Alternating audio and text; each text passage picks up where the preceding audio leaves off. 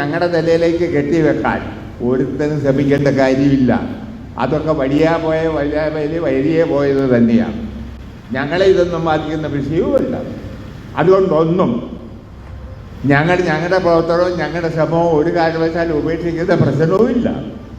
അതുകൊണ്ട് ഞങ്ങളെ ചുമ്മാ പറഞ്ഞ് ഉമ്മാക്കി കാണിച്ച് പേടിപ്പിക്കാമെന്നൊന്നും ആരും കരുതേണ്ടതല്ല. അദ്ദേഹത്തെ മരണത്തിലേക്ക് നയിക്കുന്നതിൽ കമ്മ്യൂണിസ്റ്റ് പാർട്ടി മാർക്സിസ്റ്റിനോ വി.ആർ. ശശിക്കോ ഇടതുപക്ഷ ജനാധിപത്യ മുന്നണിക്കോ ഒരു പങ്കുമില്ല, ഒരു പങ്കാളിത്തവുമില്ല എന്ന കാര്യം അസന്നിഗ്ധമായി പറയാൻ ആഗ്രഹിക്കുക. അതുകൊണ്ട് ഇവിടെ ബി.ജെ.പിക്കാർ യോഗം വെച്ച്, കോൺഗ്രസ്സുകാർ യോഗം വെച്ച്, UDF-കാർ യോഗം വെച്ച് ഞങ്ങളുടെ മെക്കെട്ട് കയറാൻ വരേണ്ട കാര്യമില്ല. അതൊന്നും ഞങ്ങളെ ബാധിക്കുന്ന കാര്യവുമില്ല.